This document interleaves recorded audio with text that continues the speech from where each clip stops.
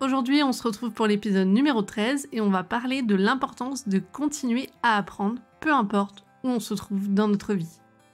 Dans cet épisode, la citation du jour est de Francis Bacon, le challenge du jour est inspiré d'un livre de Stephen Covey et la chanson du jour est du groupe Daft Punk. Bonjour et bienvenue dans Marvelous Life, le podcast pour vous motiver et vous rappeler que vous avez tout ce qu'il faut pour vivre la vie merveilleuse dont vous rêvez. Je m'appelle Benoît Morin et je serai accompagné par ma sœur Aurélie. Ensemble, nous avons créé l'entreprise More Wings et le journal Bien-être Apollon afin d'aider chacun de nous à devenir une personne plus heureuse et plus épanouie. On se retrouve chaque matin du lundi au vendredi pour faire le plein de motivation le temps d'un espresso. Merci d'être avec nous, on vous souhaite une bonne écoute. Pour aujourd'hui, la citation du jour est de Francis Bacon, elle date d'il y a environ 400 ans, où il a écrit « Le savoir, c'est le pouvoir ». Alors, imaginez un homme, un visionnaire, qui a osé défier les dogmes de son époque et jeter les bases d'une nouvelle ère de connaissances. Cet homme, c'est Francis Bacon, un esprit brillant et audacieux qui a révolutionné notre façon de comprendre le monde. Il est né à Londres en 1561, c'est-à-dire au XVIe siècle, et Bacon était loin d'être un simple érudit. Il était un avocat talentueux et il a gravi les échelons du pouvoir politique pour devenir Lord Chancelier d'Angleterre. Sa véritable passion était la science. Il était insatisfait par les méthodes de l'époque et il aspirait à une approche plus concrète et expérimentale de la connaissance.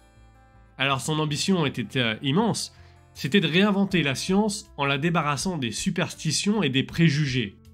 Il laissa derrière lui une œuvre monumentale, l'Instauration Magna, véritable bible de la pensée scientifique moderne. Bacon prônait une méthode révolutionnaire basée sur l'observation rigoureuse et l'expérimentation méthodique. Il rejetait l'idée que la vérité pouvait être découverte par la seule contemplation des textes anciens. Pour lui, la connaissance devait se construire pas à pas en accumulant des preuves empiriques. C'était un visionnaire et il rêvait d'une société où la science serait au service du progrès humain.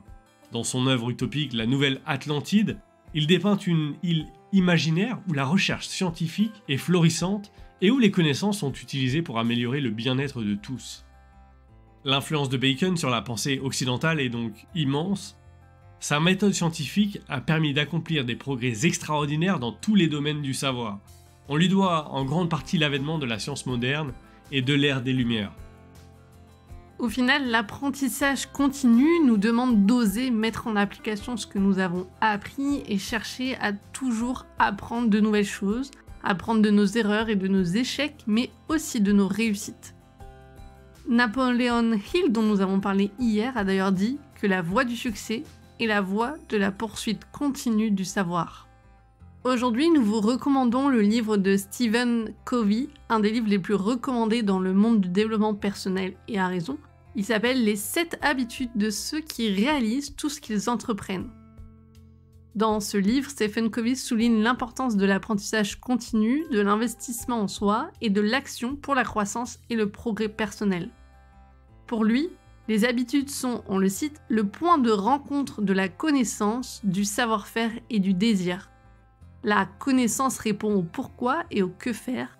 Le savoir-faire nous permet de mieux comprendre comment faire, tandis que le désir est le moteur qui va nous permettre de mettre nos connaissances et savoirs en application.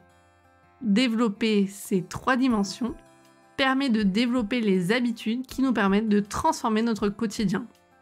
Il nous rappelle que pour continuer de progresser encore et toujours, nous devons sans cesse apprendre, investir et surtout agir. Maintenant, pour le challenge du jour, on se concentre sur le chapitre 3 de son livre, celui de Stephen Covey, « Donner la priorité aux priorités ». Prenez quelques minutes pour écrire et pas seulement imaginer votre réponse. Répondez à cette question qu'il pose dès le début de ce chapitre. Quelle activité pourriez-vous entreprendre qui, si vous l'accomplissiez régulièrement, apporterait un changement positif de poids dans votre vie privée ? Alors le challenge aujourd'hui, c'est d'identifier la formation qui vous apporterait le plus grand changement positif dans votre vie et de bloquer un créneau de 30 minutes à 1 heure pour commencer ou reprendre cet apprentissage.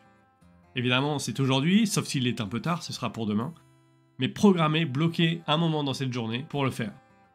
Si vous ne savez pas quoi faire, nous vous invitons à reprendre l'exercice de Stephen Covey qu'il présente page 177 pour savoir se gérer soi-même. Alors c'est très simple, il nous dit « Votre première tâche consiste à répertorier vos rôles ». Donc par exemple, pour vous donner des idées de rôle, il peut y avoir un rôle sur l'épanouissement personnel, le développement personnel. Un deuxième rôle qui peut être votre rôle de conjoint, de parent ou de frère, de sœur, de père, de mère.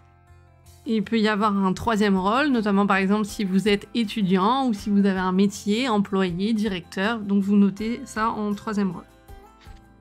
Vous pouvez citer un seul ou plusieurs au niveau personnel aussi bien que professionnel. Selon lui, dans l'idée, il faut passer l'essentiel de notre temps à faire des choses importantes pour notre vie, mais qui ne sont pas urgentes.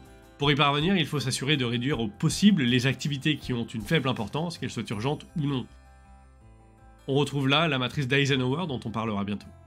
L'apprentissage, c'est une activité qui sera inévitablement d'une importance capitale pour votre quotidien et votre futur. Une fois que vous avez identifié vos rôles, l'objectif, c'est que pour cette semaine, pour les jours qui viennent, d'identifier quels sont vos buts. Pour les buts, il va parler notamment, par exemple, si on se concentre sur l'apprentissage et que vous avez défini vos rôles, ça va être de préciser quelle formation, quel apprentissage vous avez besoin de développer dans les jours qui viennent. Une fois que vous avez clairement identifié cette formation à suivre, ou ce livre à lire qui va vous apprendre plus de connaissances, bloquez donc un moment dans la journée ou dans les journées qui viennent pour le faire. Et ensuite, assurez-vous absolument de le réaliser. Maintenant pour la chanson du jour, nous avons opté pour Get Lucky du groupe parisien Daft Punk qui a collaboré sur ce morceau avec Pharrell Williams et Nile Rodgers. Ils disent notamment dans cette chanson « Nous sommes allés trop loin pour abandonner qui nous sommes, alors élevons le niveau et levons nos verres jusqu'aux étoiles ». Pour terminer cet épisode, nous allons reprendre les mots de Warren Buffett, qui est l'un des hommes les plus riches du monde, et il a toujours eu l'habitude de lire plusieurs heures par jour. Sa phrase « L'investissement le plus important que vous puissiez faire est en vous-même ». Si cet épisode vous a plu, n'hésitez pas à interagir en laissant un commentaire, en aimant ou en partageant cet épisode. On se retrouve demain pour un nouvel épisode et nous parlerons de l'importance de notre environnement. À demain!